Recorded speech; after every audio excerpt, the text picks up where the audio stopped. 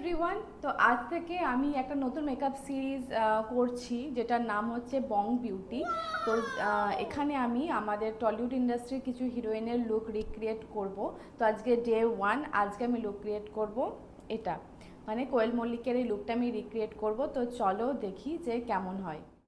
Already আমি lens পরে নিয়েছি, এবার যেটা করব সেটা হচ্ছে আমার ফুল ফেসে টোনার ইউজ করব। আমি এখানে ইউজ করছি পামের এই টোনারটা।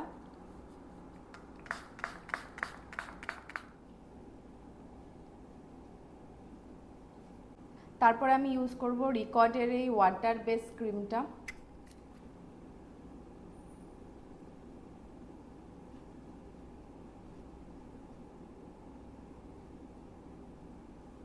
ক্রিমটা সেন্সিটিভ অয়েলি স্কিনের জন্য খুবই ভালো একটা প্রি বেস মেকআপের আগে করার জন্য। তারপর আমি ইউজ করব NYB এর প্রাইমারটা। যেহেতু মেকআপটা বেশিক্ষণের জন্য করব না, সেহেতু আমি খুব ভালো প্রাইমার এখানে ইউজ করছি না, কিন্তু আমার যেহেতু পোর্স আছে, সেহেতু পোর্সগুলো যাতে ভিজিবল না হয় তার জন্য আমি এই প্রাইমারটা ইউজ করছি। আর প্রাইমারটা ফুল ফেসে ইউজ করার কোনো দরকার নেই, শুধুমাত্র টি জোনেই অ্যাপ্লাই করবেন। আমার স্কিন প্রিপারেশন ডান। এবার আমি যেটা করব সেটা হচ্ছে আমার ফেসে যে দাগগুলো আছে সেগুলোকে হাইড করব। তার জন্য আমি এখানে একটা ক্রাইলনের টিভি স্টিক ইউজ করছি। এটা খুবই ভালো। আমি সেরকম কোনো অরেঞ্জ কারেক্টার ইউজ করি না, কারণ আমার অরেঞ্জ কারেক্টার খুব একটা ভালো লাগে না।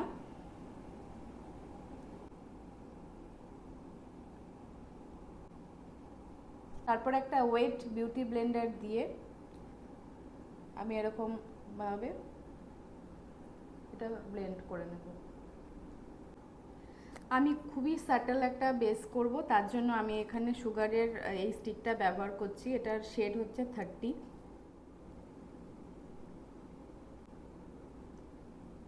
যারা খুব ন্যাচারাল বেস পছন্দ করো, যে মেকআপ করবে অথচ বোঝা যাবে না যে মেকআপ করেছো, তাদের জন্য কিন্তু এটা খুবই ভালো।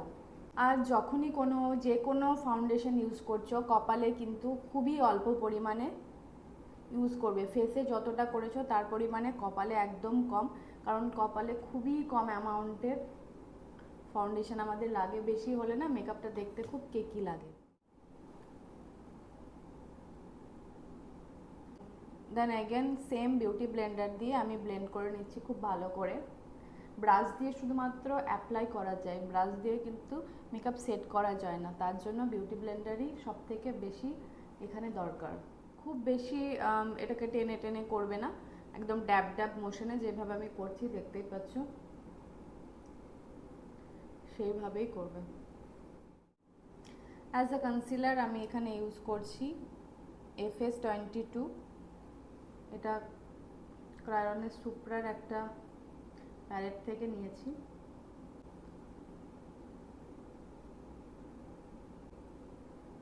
সেম ওই কনসিলারটা আমি আমার গলায় অ্যাপ্লাই করছি।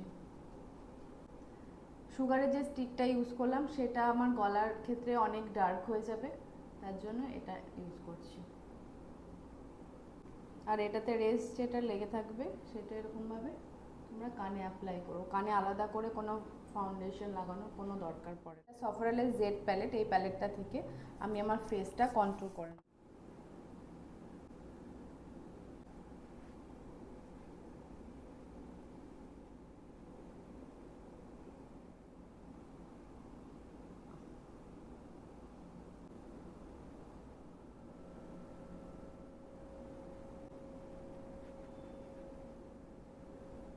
এবার ব্লাশ অ্যাপ্লাই করব। এটা NYB এর একটা ব্লাশ, খুবই রিজনেবল প্রাইসে এটা তোমরা নিতে পারো।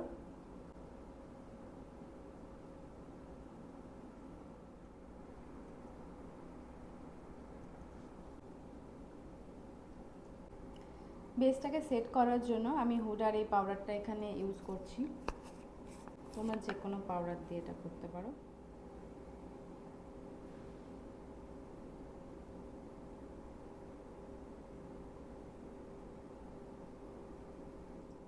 এই পাউডারটা কিন্তু অয়েলি স্কিনের জন্য বেস্ট একটা সেটিং পাউডার। হ্যাঁ, দামটা একটু বেশি, তবে এটা মুখের সমস্ত অয়েল পুরো টেনে নিয়ে মুখটাকে একদম ম্যাট করে দেয়।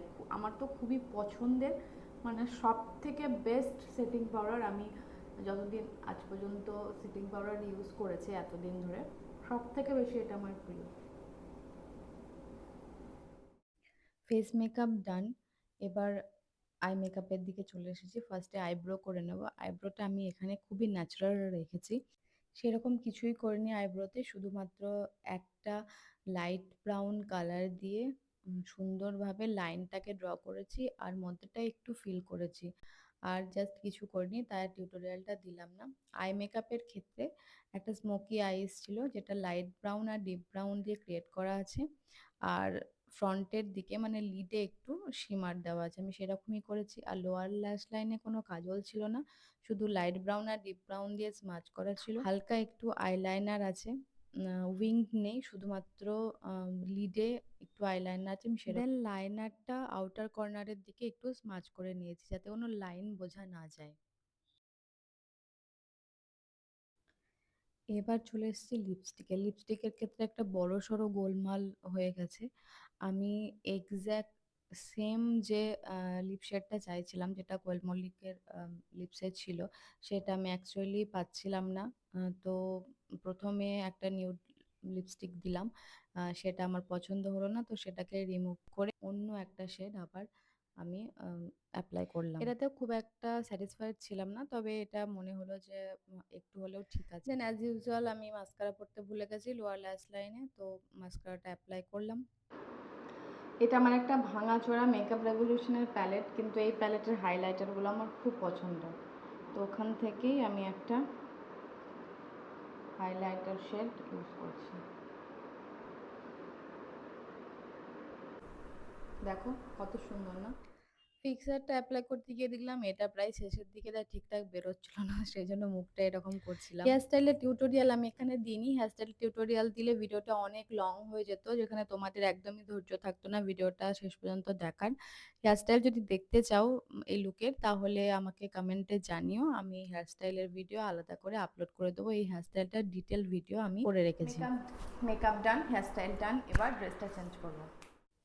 তো এটা আমার বং বিউটি সিরিজের ফার্স্ট মেকআপ লুক।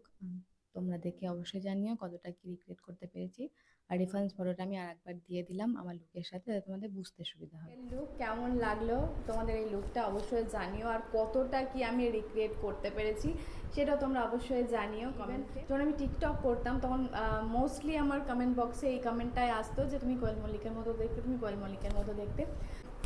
লুকটা রিক্রিয়েট করলাম, তোমরা দেখে জানিও তোমাদের লুকটা কেমন লাগলো।